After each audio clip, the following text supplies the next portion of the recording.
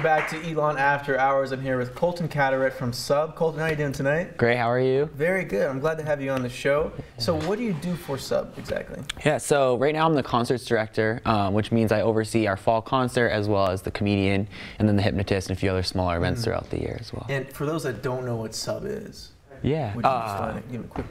Definitely. We're the student union board. We oversee events on the weekends, so Thursday, Friday, and Saturday nights, as well as special events like the concert and comedian. So we do movies in Turner Theater, we do midnight meals in Lakeside, all the bingos, and some of the special events that happen during the week. So the ice cream truck that sometimes drives around campus.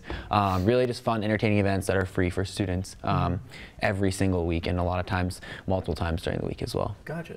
So I think the big exciting news is that next week, the comedian is coming. You want to talk about who's coming on?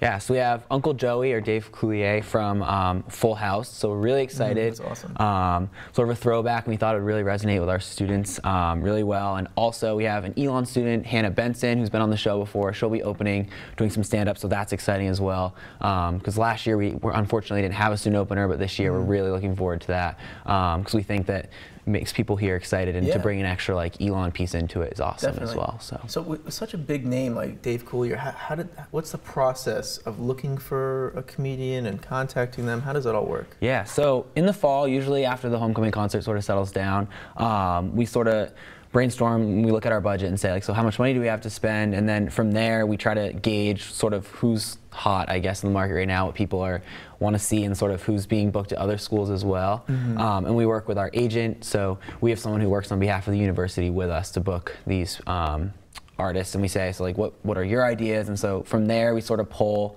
a sample of random students to sort of see what their ideas are on a short list of probably 4 to 5 names. And from there, we sort of see who's available and how much they cost again, and sort of go back and forth. There's an approval process, so the university has to sort of weigh in a little bit on do we want this person on our campus? Are they appropriate? That kind of thing. And then from there, we sort of obviously negotiate money. That's a huge thing, and then try to confirm them to come. So Dave's process was pretty quick. He's great to work with. He works with an agency in LA called ICM Partners, and they're great people. We worked with them for John Bellion, so we have a relationship with them. But we're really excited, and that process was interesting. It started in December, and within, I think, 2 weeks we had confirmed him, and after it had all gone on, we looked back and realized that we booked him and last year's comedian on the same day, like almost a year to the day, which was crazy, but it was awesome. So did he sound excited to be? Did you talk to him at all? I haven't personally talked to him. There's been like communication because he helped us pick out Hannah, who's coming, and also just sort of planning that whole process. He has like a manager and an agent who work on behalf of him, but through them we've really heard that he is excited to be here. He lives in California, so he'll be flying here. He's excited. He loves doing college shows. He's been helping co-promote it with us, so there's stuff on his website, on his social media. So from what we can tell, he's really excited to be here, and we're excited to have him obviously as well. Is he currently like touring at all with his? I don't think he's formally touring, no. He has a couple other shows at some universities here on the East Coast. I think we were one of like 4 that got shows with him this spring. But other than that, I don't think he's doing that. I think he's been filming for Fuller House, but also like just taking some time a little bit. Is what it seems like at home and that kind of thing. Has he mentioned anything about what he's going, like about his set? Yeah, one of the big things he was all about was like having a family show and making everyone feel welcome. So last year our artist was a little bit more crude and like catered towards college students, and I think we're having more of a family show now, which we're excited about. I wonder, a lot of artists asked us for information about Elon. We haven't gotten that yet, so maybe that'll happen. They like to incorporate like different things about like, we've had Acorns incorporate different like things about Acorn, like the cookies, just Elon in general, and some of like our inside jokes type of things. So we'll see if he ends up doing that as well. A lot of times he talks to students, or artists like to come and meet our students before and get an idea of what we're talking about as well. So it's next Wednesday. Yes. What time and where at? Yeah, it'll be at 8 p.m. in Alumni Gym. Doors will open at 7 p.m. and we have Pelicans coming, and they're going to be giving out free snow cones. The Mission, Sal's Pizza will be there, all giving out samples, and a couple other organizations and different businesses from around Elon and Burlington are coming to see our students, give out free food, and just sort of hang out with us as well. So we're excited about that.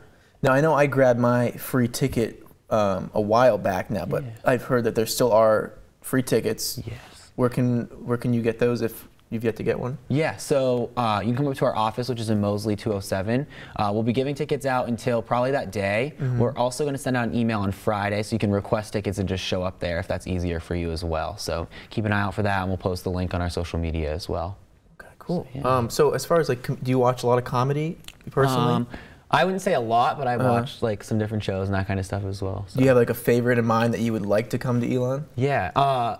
Obviously money is a factor, but if I could bring anyone, obviously there's like people like Amy Schumer, like Kevin Hart, but also like closer to our price range, I really like Nick Offerman. I think would be really cool to have here. Definitely. Yeah, Retta, who's from Parks and Rec, she plays Donna. I think she's hilarious, and she's close to our price range as well. I think she would be awesome to have here too, which would be cool. So Hannah Benson, who's been on the show, like you said, she's opening. What's the process? You said you sent Dave a tape of Hannah, or how did that work? Yeah, so every time we announce a show, even if it's a concert, we have a lot of different student groups reach out because in the past we've worked with them.